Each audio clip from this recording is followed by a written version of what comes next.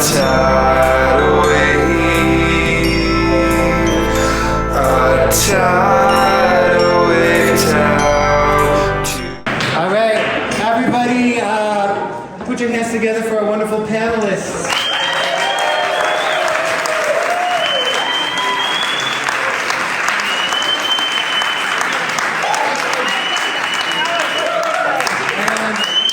Also, put your hands together for yourselves. We made it through the pandemic together. We're the immersive community of New York City, and we're back in person together again. So,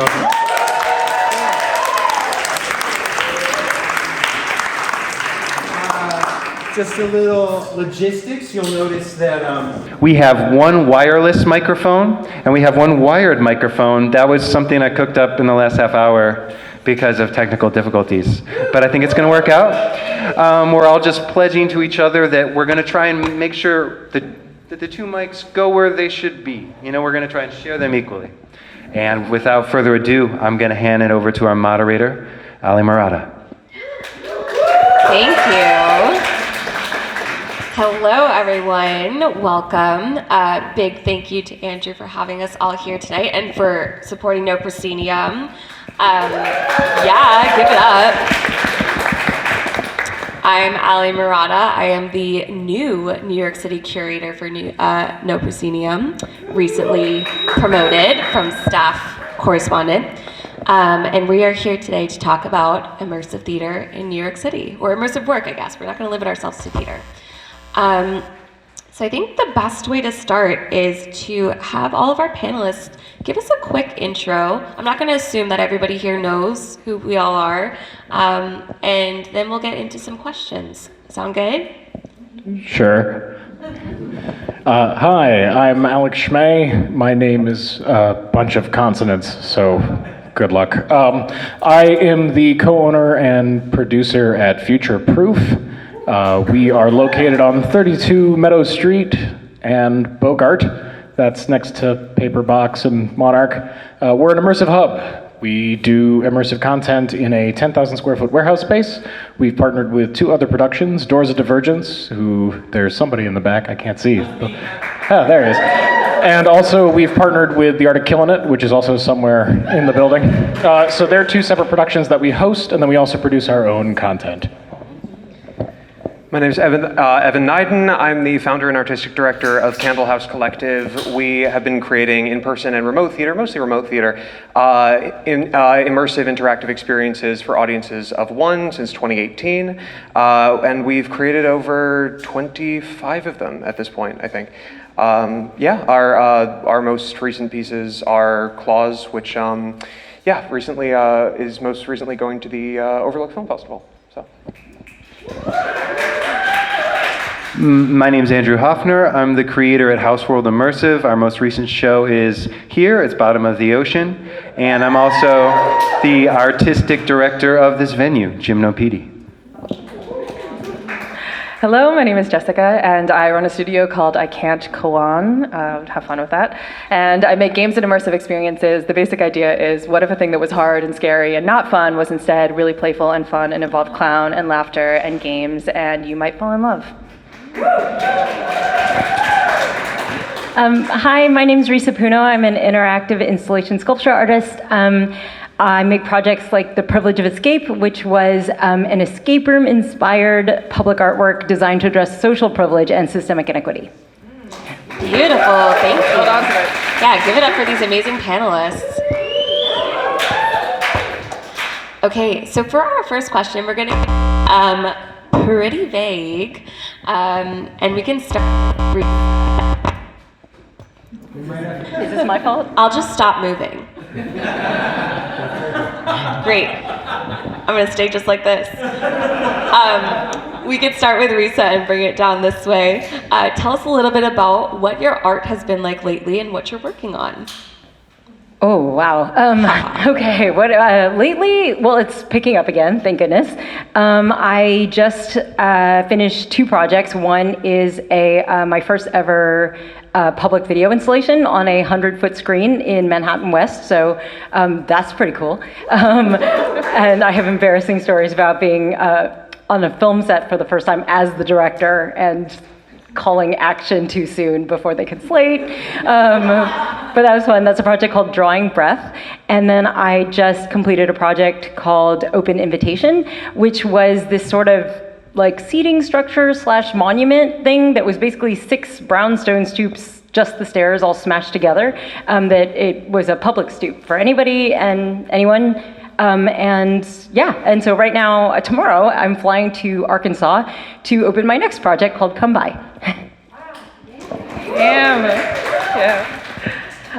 So I have a couple things that I'm working on right now. One of them is, so I had a piece running at Caveat on the Lower East Side for a little while. 2, actually, I realized I didn't introduce anything that I do.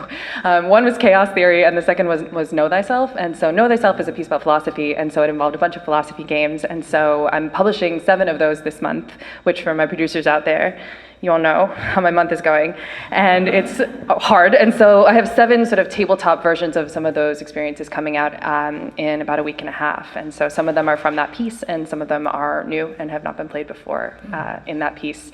And so those are all philosophical thought experiments come into game form. I have a piece that I'm working on that's a live performance called Fair Trade with Yannick Trotman-O'Brien, who is somewhere in this space.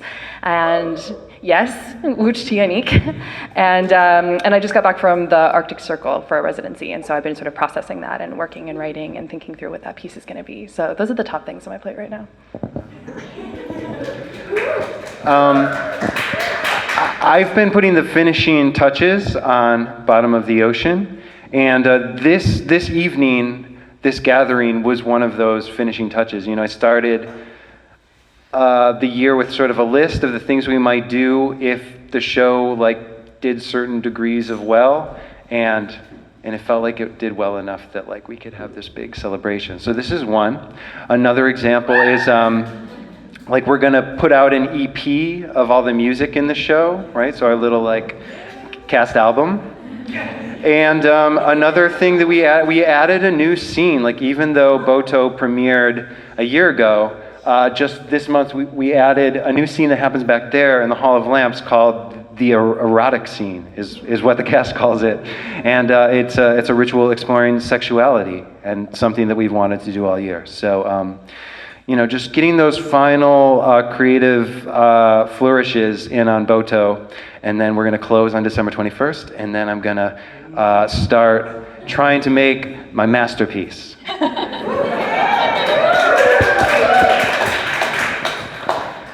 Candle House Collective's been pretty busy this year. First off, our piece Claws, our telephonic thriller for an audience of 1, which has been running for almost 3 years now, with sold out, is still going strong. It's been getting a decent amount of online attention. So we're looking at the end of a run for that in the middle of next year. We also brought back one of our first ever telephonic pieces called Collect Call, which is a 2-day experience putting the participant on the phone with the characters in a person on death row with 24 hours before lethal injection, and it's this sort of final conversation with this person that was born out of a lot of really intensive research and interviews, that kind of thing. And then most recently, we announced a piece called Lennox Mutual, which is sort of a grand experiment in storytelling. It's a remote, immersive 20-minute piece that's a call with a customer service line. Pretty straightforward, except it's designed for you to call back as many times as you like, and it evolves each time you call it back, and it gets to know you each time you call it back. And the further you go through it, your experience is more and more customized to you and to your actions in the narrative, and you start to sort of piece together the other bits going on, and there's a whole Reddit community that's dedicated to figuring out the mysteries of Lennox Mutual. So that's what we're up to.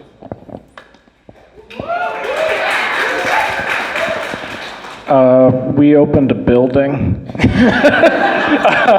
So we developed a modular frame system for us to mount all of our walls, and we also put in plumbing, and we made there was a pandemic, so we made a visual novel game, and we're working on a show that involves a series of cubicles called Business Realm, the future of tomorrow's office today, which will be a hybrid of Severance and Cube 2 Hypercube and fantasy elements.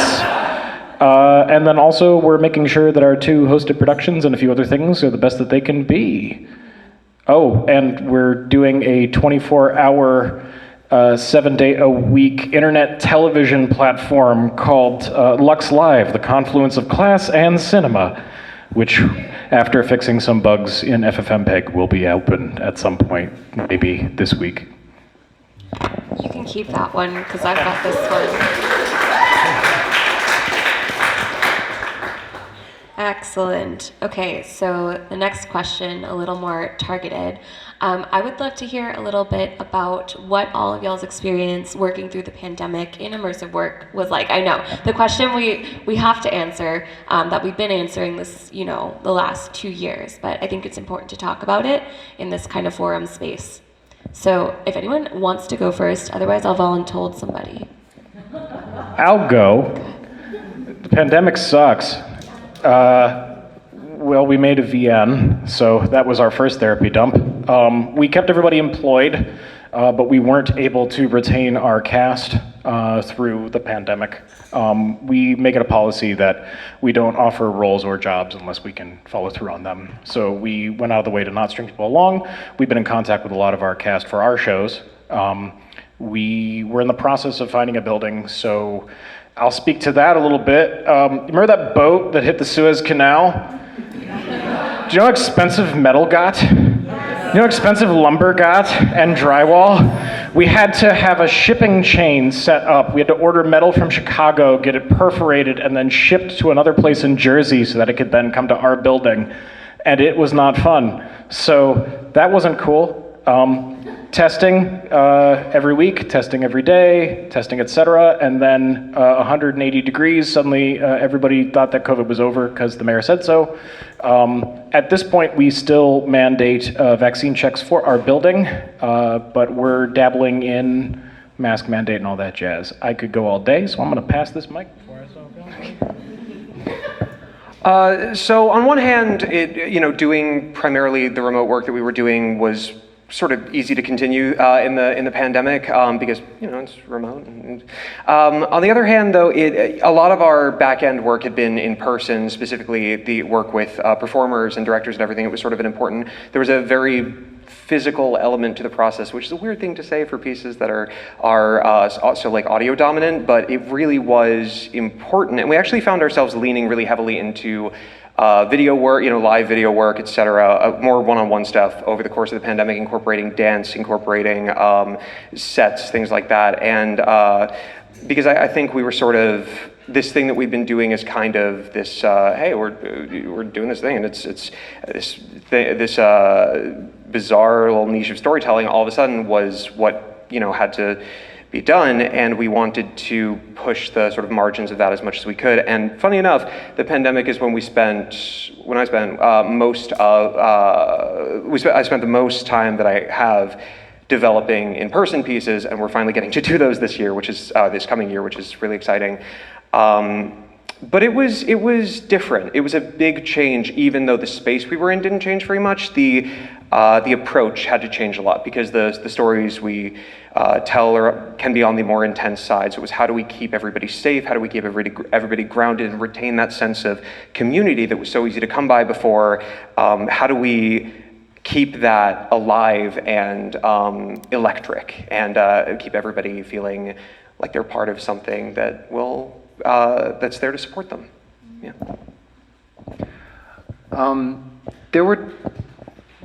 The pandemic makes me think of two things. One is in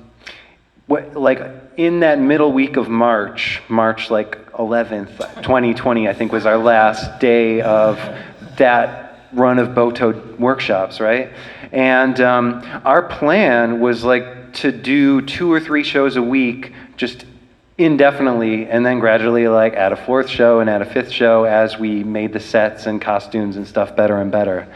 And instead what happened is we came to screeching halt, we paused for 15 months, and we went to town on the sets and the costumes and the writing and everything.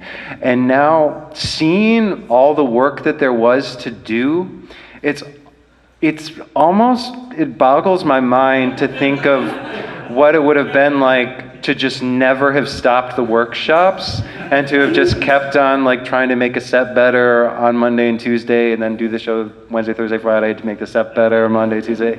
I don't know if it ever would have happened. So in a way, the pandemic was a blessing in that it gave us the time we really needed to work. I think I was in some ways in denial because I wanted to do the show, but I didn't have enough time to like make the show ready.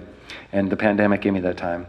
And then when we actually started performing again in June, July 2021, we really just had to roll with the punches as far as like vaccine checks and masks, and then, you know, with Delta and Omicron, there were these different moments where it was like, well, now you have to have the booster as well, and if you don't have the booster, you're welcome to like get a full refund. And so there was this whole frenzy of like people asking for refunds in this short period of time and having to resell the tickets really quickly.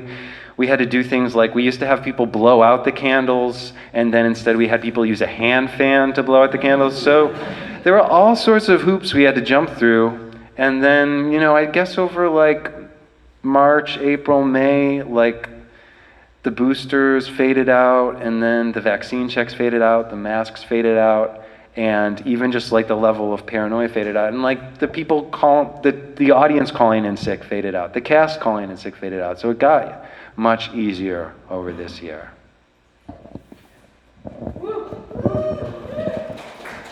So I have a question. This is self-referencing, so this applies to your definition of this term only. There are two options. One is, I'm okay. The other is, I am not okay. Who's okay right now?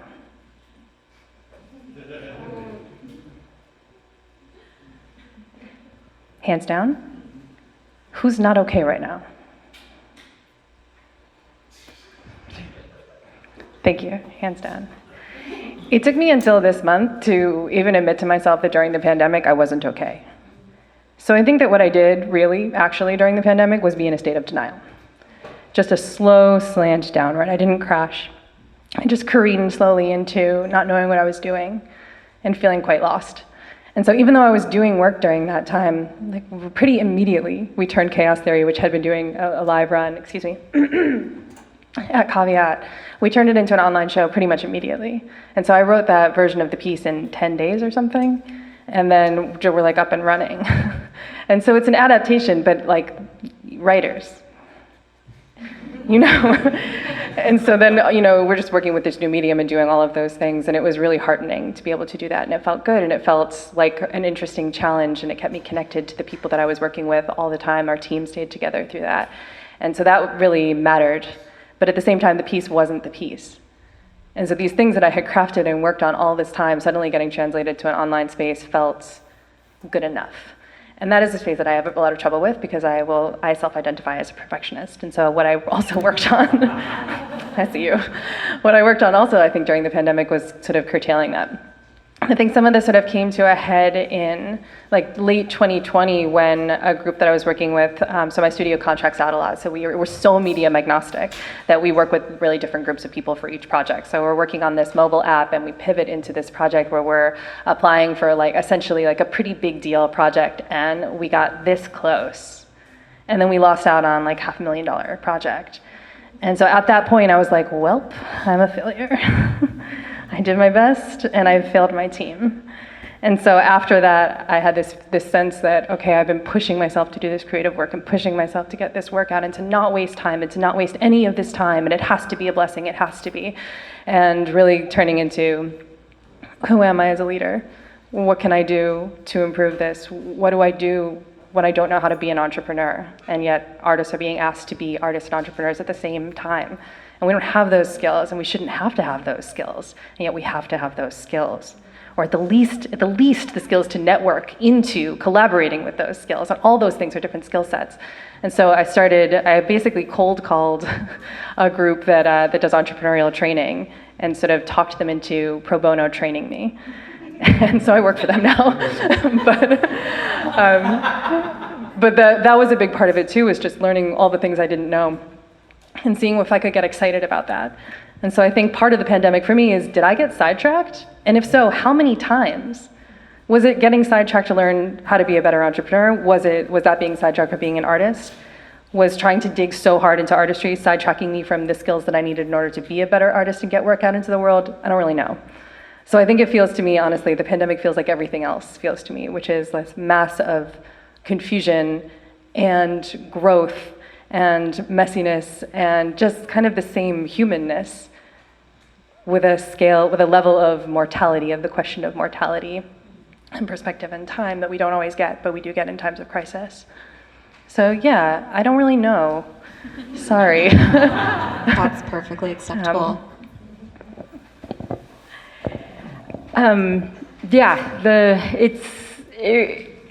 It's terrible and beautiful. In the same way I am okay and not okay at the same time. I think the beginning was really hard. I had a project that was supposed to open September 2020 that did not, and will hopefully, knock on wood, open September 2023, but because it had to completely change. I mean, the funding for the arts tanked, you know? It was just so many of the conversations that I was having, which for me, like the Privilege of Escape was like a huge project for me. Like I felt like it was a project that like plucked me from obscurity to like being on like the front page of the New York Times. And so to the next year feeling like, oh my God, I'm gonna do it, I made it. And then it's like everything shuts down and you're like, oh, is anybody gonna remember me? Like it's just, it's hard, right?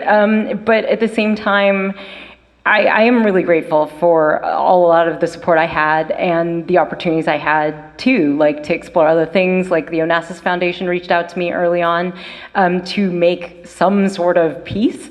And so I had just started playing Dungeons and Dragons, and so in person, and had learned you can do that online. And so me and a friend, Avi Dobkin, decided to create a tabletop role-playing game about difficult choices, when you're making choices sort of on behalf of other people as well as yourself.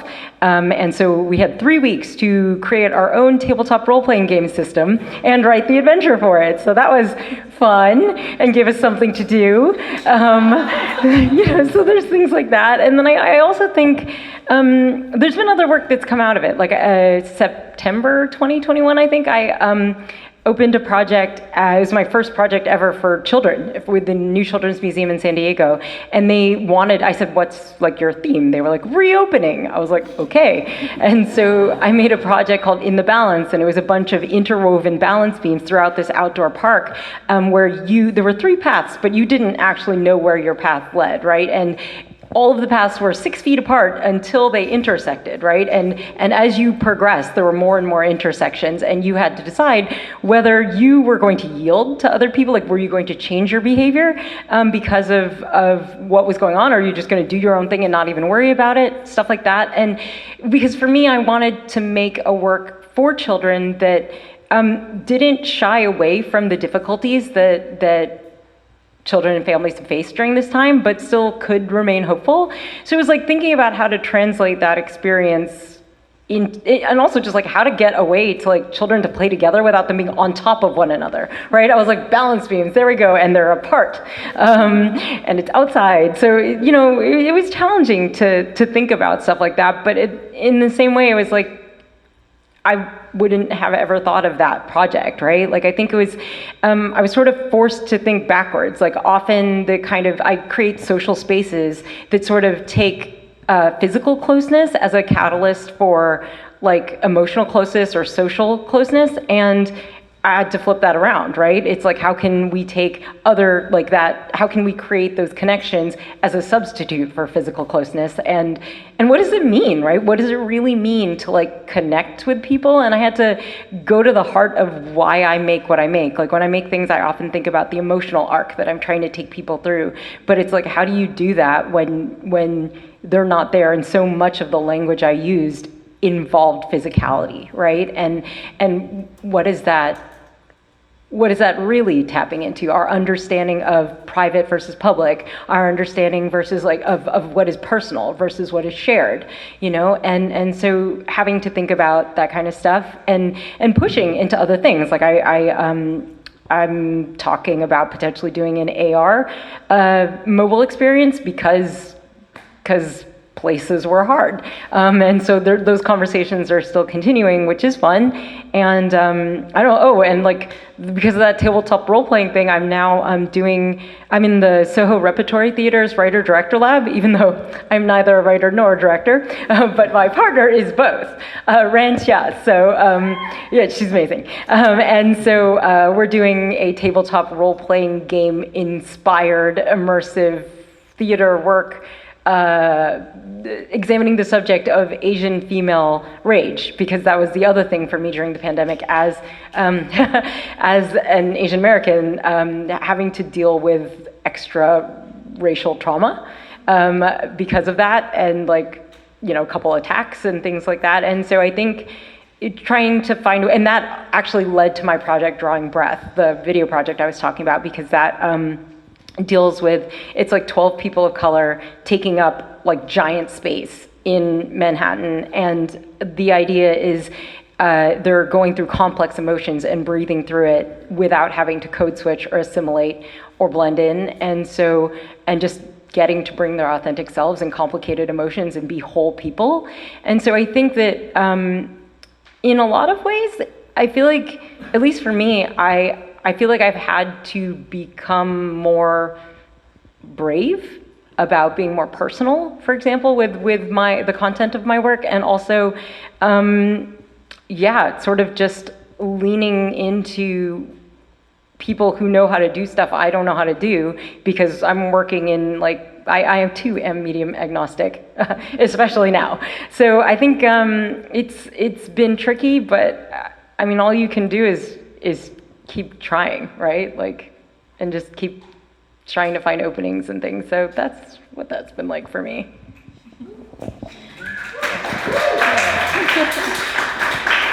Great, thank you. So with all of that being said, I wonder, where do we see the field going? What are we moving towards?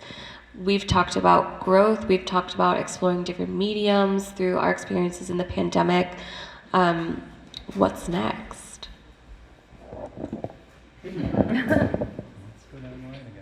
Oh, you're gonna put me on the spot first? We can mix it up. Start that one? Oh, you gotta give me a second here. Well, what's happening next? Exactly. So there's, it's all good. It's all me. No, it's me. I'm broken inside. COVID broke me. So there's, fuck it. There's a couple things that we see happening. Obviously, people want to come back inside again, which is great. There's also been an upward trend for us, at least, in attendance, which has been awesome. It seems like at this point, all traditional ticketing rules, laws, things you expect, like people buy here, they don't buy here, out the window, gone. We don't sell on Fridays. We sell Sunday at 10 a.m. I don't know what's happening anymore. We sold more tickets in November than we did in October. So at this point, it seems like everybody's kind of feeling it out. They're kind of remembering how to go outside and go do stuff. So from a physical immersive standpoint, I think that this is a golden opportunity in this field to kind of help coach people back into doing things. This is a field that is near and dear to my heart, and I'm sure all of yours. It's relatively new. We can have philosophical arguments after the panel, but when it comes to audiences, there's kind of some standard expectations that a lot of people are trying to break or remold or redo in different ways, and that's super cool. We just gotta get people on the same page, like, this is worth going to, this is worth going out, you should come check this thing out. And it seems like audiences are there. There's a ton of articles about how immersive is dead, theater is dead, Broadway is closing. Musical venue ticket sales are up 20 to 60% depending on where you go. People are going to zoos and amusement parks. If they can go there, they can go to immersive theater. So, when it comes to live events, I think that there is a very interesting time for immersive. As far as digital goes, I mean, it's always been an emerging field. If anybody here is interested in doing something for Meta, maybe reconsider your platform. If anybody here is doing something for Twitter, definitely reconsider your platform. That's a bad idea. But digital spaces, because of the sudden and swift power vacuum that has occurred, there is now an interesting opportunity for digital spaces. Everybody kind of suddenly snapped out of it and went, oh, Twitter isn't the only platform? Interesting. We're making a Tumblr. You guys should too. If you haven't already, if you have one, reactivate it. It's where all the cool kids are. There's a lot of platforms out there. A lot of the software is relatively free and accessible and relatively easy to build off of. So if you're looking to do something in a digital space, there's probably a platform for you and there's probably an audience for it. Outside of digital or physical, I mean, sky's the limit. So do immersive theater. Hooray.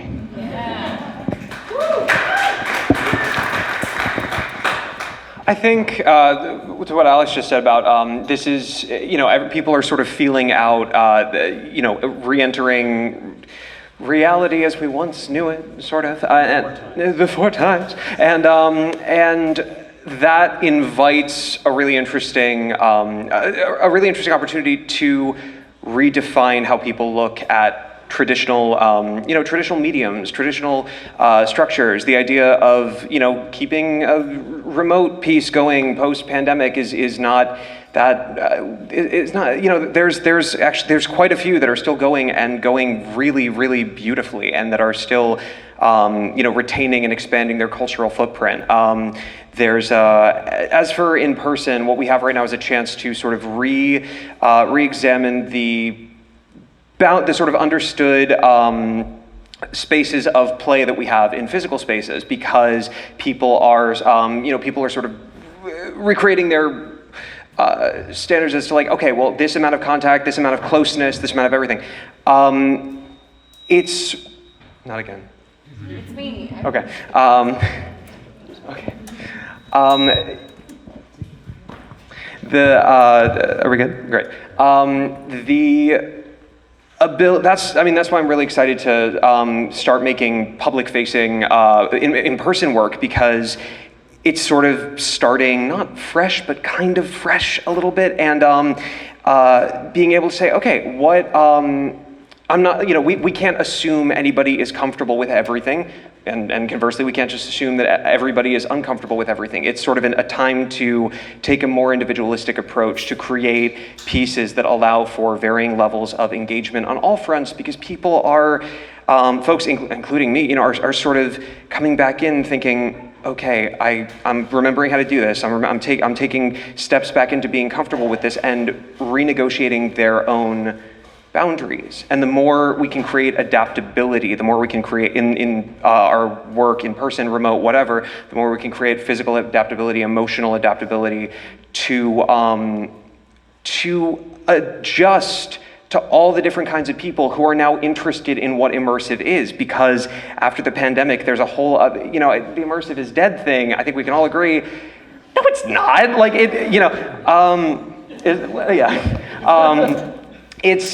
there was, the pandemic was a time of discovery for a lot of people, discovering pieces they might not have been in places to see, because there's not a ton of immersive where they live. But with the advent of, everybody doing remote, now you have your pick of all these incredible artists doing their thing.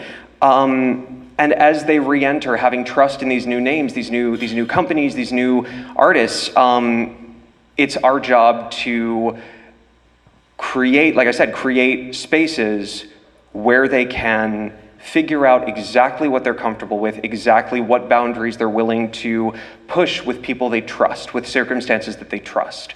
And I'm really excited about that. I think that is an absolutely insane opportunity that we get at this point to make immersive something that is really for everyone, you know, and that isn't niche anymore, you know, that is something that pervades all manner of spaces, because it should, because immersive rules. I think that's why we're all here. Yeah. Here. So, you know, the selfish reason why I'm holding this gathering tonight is I'm really just trying to get you guys to create shows that I can come to. You know, there's like 100 of you out there, and so if 20 of you make 20 shows next year, then I'm gonna have fun. And I hope that I can give you some confidence, and I can deliver the news to you that the audience exists, right? Our show, Bottom of the Ocean, is proof that the audience is out there. Over the course of this year and some change, I think like 3,000 people have come through Boto, right? 5 people at a time, so 12 shows a week. And so it's kept us creatively busy all year. It's been a happy, creative job to show up for every week. And I think that the publication that we're here supporting this evening, No Proscenium, there is a built-in audience that's up for, like, as I am, like, I'm up for seeing the amazing shows, and I'm also up for seeing the, like, okay shows that are just like, you know, someone's like getting their feet wet, or somebody's like trying an experimental idea. Like, there's room for the good and the great. And if you do have an idea you want to try, I feel confident there are 100 people on the No Proscenium New York mailing list who will come give your show a try, you know? And in my experience, something that I had a lot of success with over the last few years with this venue and with the show is video, like making a beautiful video ad, right? Experiences are really valuable these days. Like, we all have access to any song we want to listen to. We all have access to any TV show or any movie we want to see. But we don't all have access, like, where are we going to find our next special experience? And so if you can make a really good-looking video trailer that says, hey, world, like, I built this thing in New York that's a special experience for you, you can find strangers that aren't on the No Proscenium mailing list or anything. You can just go out there, pay Instagram to send your video trailer around, and you can build your own audience. And so I just want to let you guys know that the audience is there, and it's not rocket science to go out and find them. And so make the shows and have fun with, you know, following that creative trajectory.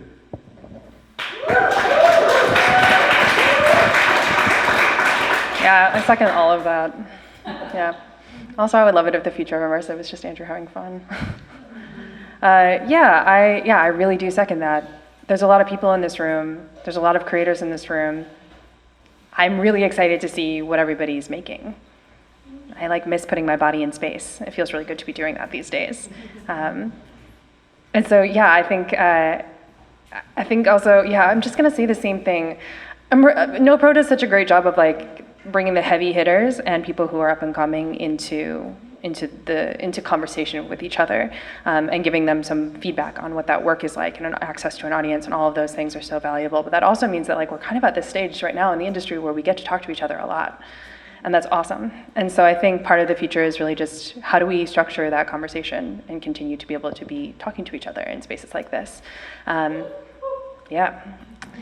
And I think there have been a couple of times in my life when I've thought it's too weird to do.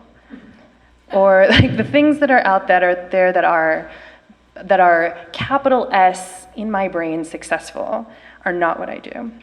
And recently I'm traveling this fall, as I mentioned, and so I was in London for 10 days, seeing a bunch of immersive theater and talking to people, and I sort of came away from that experience thinking, do I even do immersive? For real, has that term gotten so far away from the kinds of things that I do? Can I call myself an immersive creator and do any service to my own work, or my team's work, or the scene, or my audience? Is there any use in this at all? And I mean, spoiler, yes, there is. Of course there is. We're all in the same realm, but also I think I would fight for some of the niche too. I think it's important that we get out there and that we're doing big work and that we're getting paid. All of those things are important, but that nicheness, the thing that says, this is weird, is anybody gonna relate to me at all on this level? Or I don't even know what I'm gonna create, but I've gotta try this thing. I have this one picture in my head, what's gonna come from that? Is so valuable, and I think that's the way we change some of the big things too, into a space that is more reflective of the creators and our audiences. And so, again, just to reiterate everything Andrew said, I hope that the future is people making things and testing things out, and that those we do the fail faster thing and start to test out the ideas that feel a little bit scary to test out, and be generous with each other in that process and know where we are in that process so that we can support appropriately. Oh yeah. Yeah. Yes, I too sometimes am like, is what I make immersive? Though I feel like that's a bigger question, but I think other people also ask that question. But for me, I'm like, you know what? I will sit in whatever bucket people will put me in. So that's cool. But I think for me, in thinking about the future, I certainly am not going to be somebody who's like, yes, this is what you'll see. I can tell you what I hope I'll see as an audience member, as a participant, right? I feel like during this time, because of logistics and stuff, we've sort of been forced into thinking about things.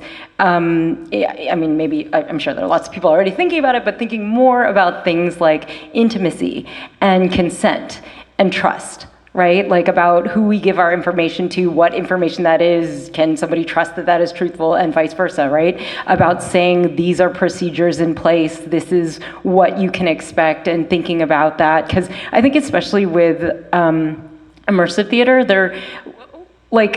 there's sometimes this thing of for example, content warning versus spoiler, and I'm like, those are to me not the same I don't know, I'm somebody who very much appreciates a content warning.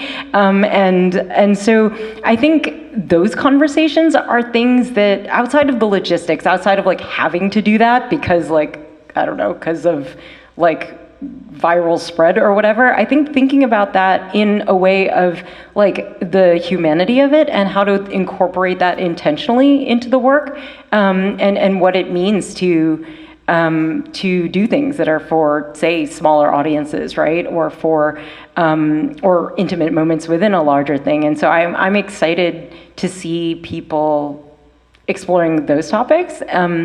And shameless plug, also what I hope the future holds is I am on the board of the Black Immersive Creators Grant.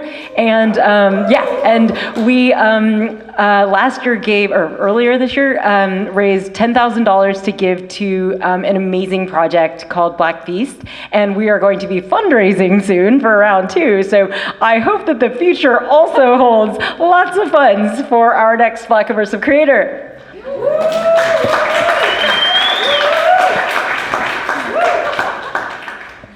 Shameless. Allie, Yes. what would you think about maybe us maybe seeing if the audience has any? I was going to say, I don't want to ask any more questions. And to be fair, Andrew wrote all those questions, so I didn't ask any. So who else has a question so I don't have to come up with any? We're going to find out if this stretches, if this wireless stretches. Hi. Wow. My name's Nicole. I'm a performer in the digital immersive space, right? So I was wondering, as an immersive performer, my goal is usually, I have this one goal in mind, to make the participants feel whole and make them feel valued.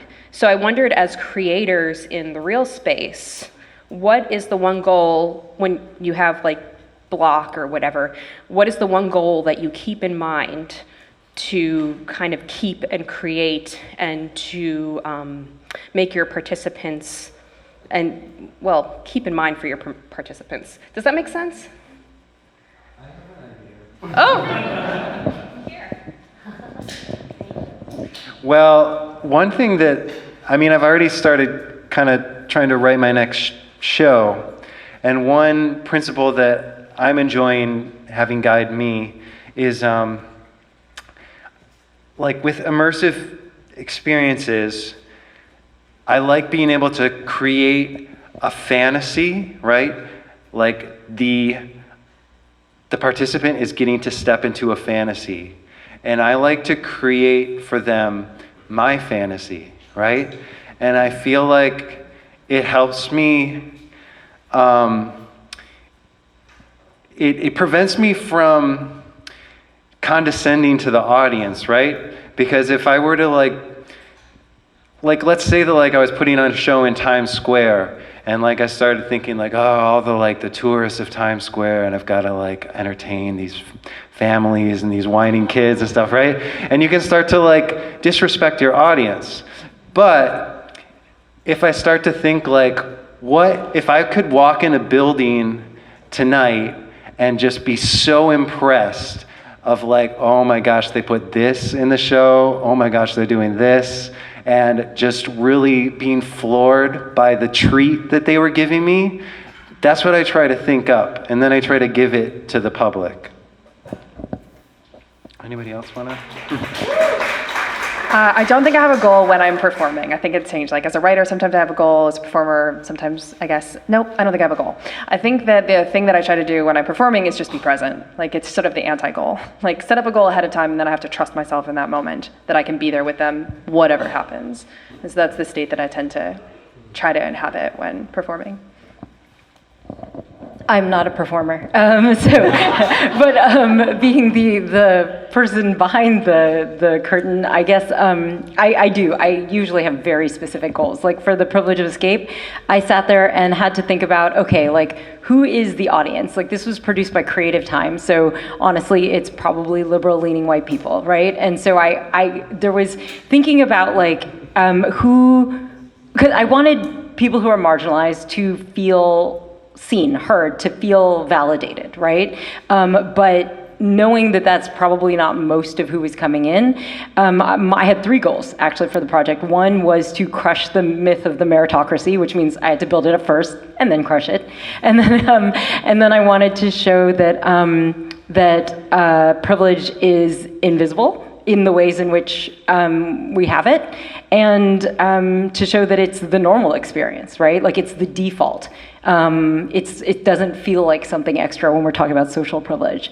And so those were the 3 things. And so every decision about the project, because inevitably you always have to make compromises, right? And so every compromise had to get weighed against those things, being like, do they serve that? Do they not serve it? And I don't know, I'm like nerdy outline list kind of person, and so there was literally a list, and for every project, like there's an outline of like, okay, this is how I want people to feel, like these are the concepts that I want to get across, and how does it serve it or not serve it.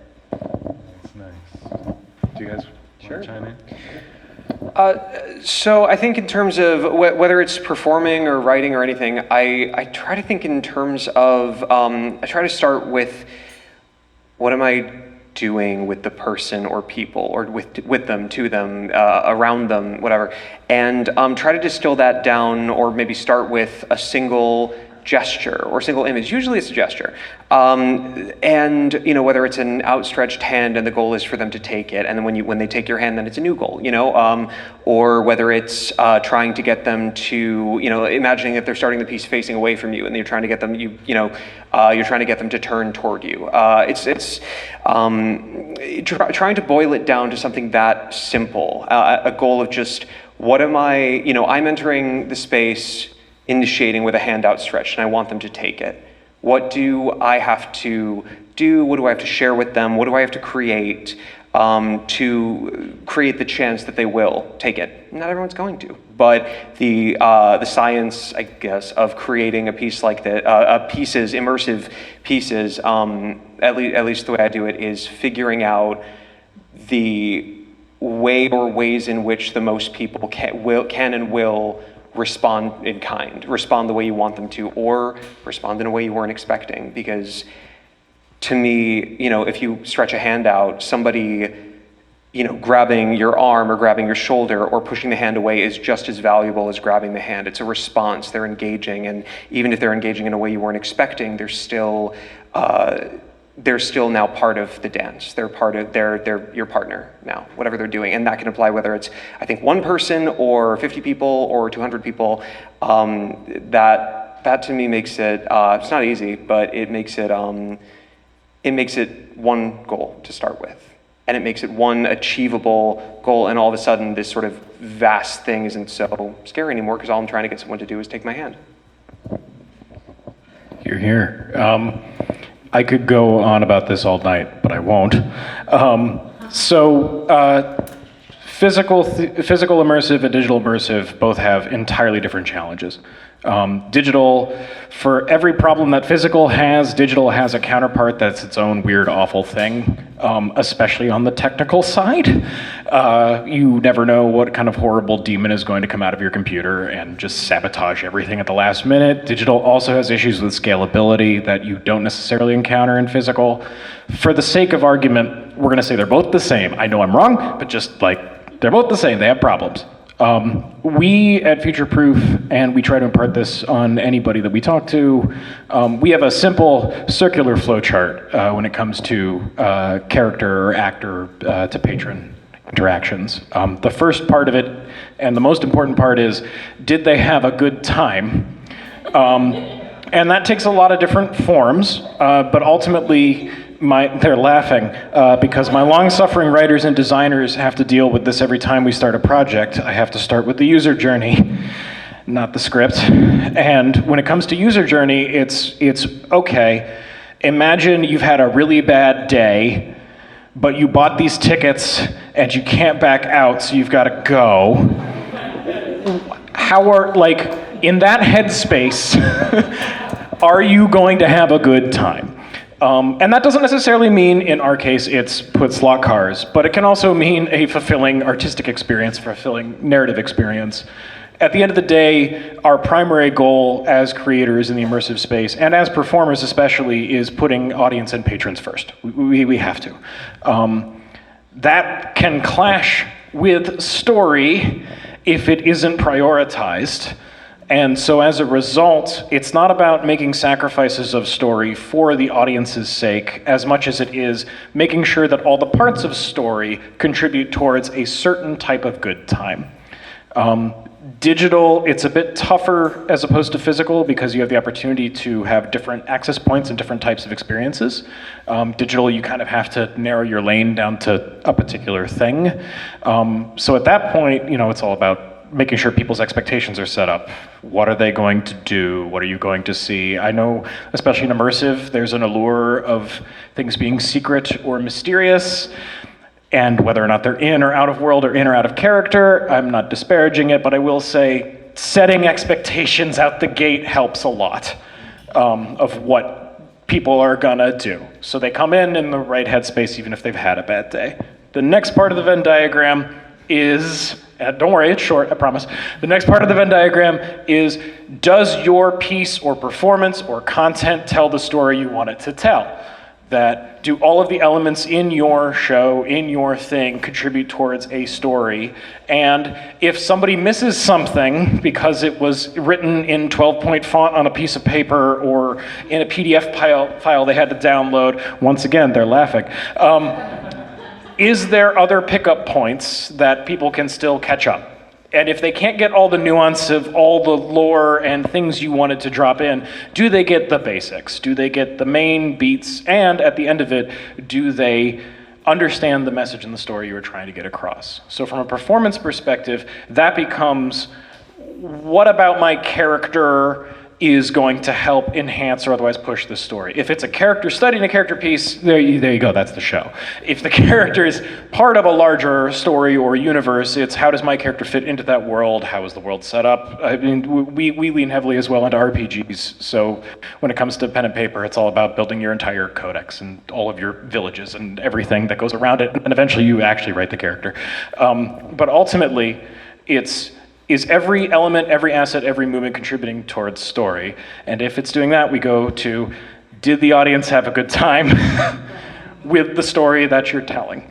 And if your goal is to challenge them or for them to not necessarily have a good time, there's shades of it. It's, did they have the kind of time you wanted them to have? And even if they come out of it feeling really sad and miserable and hate everything, if they wanted that experience, if their expectations were set up, then you're creating the kind of works that people will enjoy.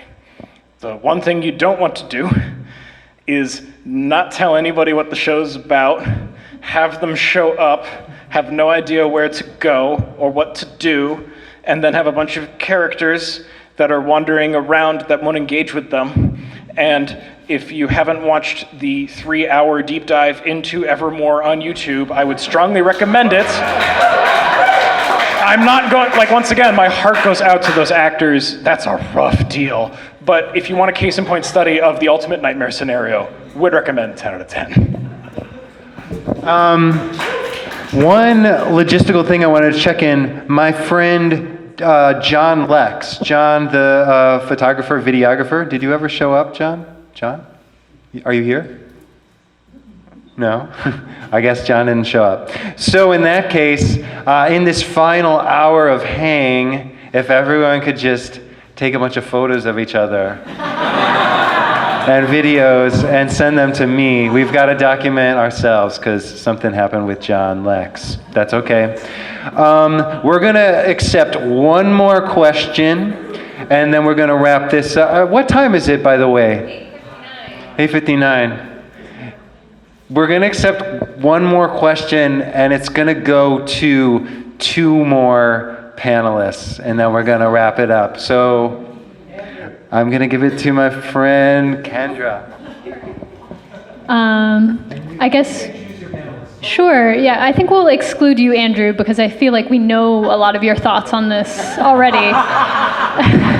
But I guess a question for, maybe I would ask Jessica and maybe Risa on your thoughts on this. How can we make immersive work more sustainable, especially for, creators who are in the mid-level looking to break into a more sustainable show like Andrew has successfully done over the past couple of years. Amazing job. But how can those up-and-comers start to think about making their work a little bit more sustainable, to be able to pay their artists a living wage, to be able to continue to run something and transfer the work from being something that we kind of do on the side to something that may even be a full-time job, as Andrew has successfully done. So I'm just interested on what your thoughts on that. Sustainability, anybody? Okay. Yeah, I guess like artists too. Okay. I think, well, in terms of financial sustainability, this is a tip from a friend of mine who told me that don't be afraid to charge more for your work, because like a lot of times if it's a higher price ticket, like people care more, and they will believe that she had an easier time selling the exact same experience for $80 than she had for $20. And then when she was selling it for $20, people weren't showing up, right? They just weren't. And so I think, though the Privilege Escape was free. So like I said, this is advice from someone else who is doing very well. So she said that, but I also really like when people offer the opportunity to subsidize tickets for other people, so that it doesn't become just an elitist thing. So I think that it is a tricky thing with that too. And then I think outside of financial sustainability, something that when people ask if there's anything I would change about the Privilege Escape, from the side of creating for the audience, personally, no. I mean, I don't know how audience members feel about it, but I wouldn't. But the thing that I do wish that I had known more about and would incorporate in, if it ever gets remounted, would be aftercare for our performers.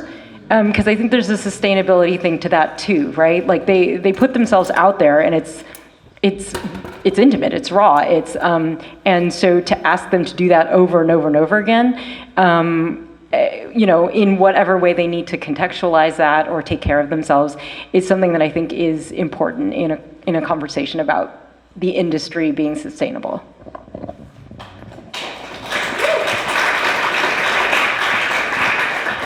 I'm really glad you asked this question so that I can really activate my ignorance over here and say I really don't know. I think there's a lot of ways that people are exploring this and succeeding. And it's very different for everybody from what I've heard. And so I think some of it is like, what form does your fight take? You know, like where does your fight live? Like if your fight is like, I'm gonna make this show happen, come hell or high water, I will fucking figure this out. Then there's different, you know, highs and lows to that. One, you got a fuck ton of drive, great. The other is like, what are your pitfalls? Who's checking you on those pitfalls? Who's making sure you're doing that aftercare when you're go, go, go, go, go, go, go, go, go. So I think like really identifying where you're likely to hit the biggest like obstacles and setting up some constraints ahead of time, I have found that to be extremely useful in this space of sustainability for myself as a creator, knowing my flaws, being really open to the fact that I really don't know them all and that I'm still learning them. And I think another one is, I'm struggling with the question of finances because I feel like sometimes I live on the edge of that, of what is sustainable for me as an artist. And I work a bunch of different jobs. I do consultation, which I love. I perform, which I love. I write, which I love. I design games, which I love. I teach game design, which I love. And a bunch of other stuff too. And so I think I have the benefit of being able to love about a lot of different things. And so that for me creates some sustainability. I also have a little bit of a fear of commitment. And so being able to like touch on a bunch of different areas is creatively fulfilling to me and keeps me going. Again, on like a personal level, I go camping. I have the ability to do that, and I am sound sensitive, and sound is really, it's a lot for me, and so I get out into nature and then I relax for the first time, and I'm like, oh, I can hear things. I can hear that bird in the distance, and that's a state that I don't get to be in all the time. And so I think putting myself into those circumstances helps me to not get burnt out in a way that I have definitely experienced before. And so again, that feels like that self-growth. The other thing is I think that I'm like, I fall into a trap frequently enough of urgency, of the sense that things have to get done in a particular time period. And so having deadlines is the way that I get done, and having deadlines is the way that I fuck up.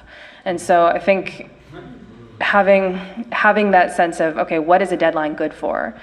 And I'm also a goals human, not necessarily as a performer, that was a great question, but I love having goals, and so one of my goals right now is figuring out how I'm going to implement different levels of sustainability. There's my own emotional health and ability to not get burnt out. There's taking care of my team in the same fashion and teams in the same fashion. There's the implementation of like creating accessible rules for the tabletop games that we're developing that are going up online this month. What is the order of operations in which that happens? So I think really sort of taking things one step at a time has been really useful, of just clocking things that other people are doing really well and saying, okay, I'm not going to get this done all at once. I can't get it done all at once because I will get completely debilitated and nothing will happen. But this is now on the list, and I'm actually checking things off of that list over the course of this year, over the course of next year. And so I think paying attention to what other people are doing well, doing what you just did, which is asking people what they're doing well and what's working, and then just starting to chip away at that thing, because it's not going to happen right away. I wish I had, I feel like the answer I want to give you is here's how you make a living. But I don't know that anybody can answer those things. And I think it changes so constantly. The thing that I thought was going to make a living and make me happy a year ago isn't true today. So yeah, I think I just continue to advocate for talking to each other about this question with generosity and maybe a little less how do we make this work? Capital H, how, and a little more how do we make it work for you as a person, and deep diving with each other a little bit on what that process is going to be like on a little bit more of an individual level, and then maybe trends will emerge, and we'll figure it out from there, or maybe they already exist and I don't know. Yeah. Give a big clap to our panelists. Thank you for coming out to the Immersive Meetup. I want to encourage you all to get drunk for No Pro. Get drunk for No Pro. Kellen and Ed are at our bar. We've got an hour of hanging at Gymnopedie, an hour of opening and talking to each other generously. Let's dig in.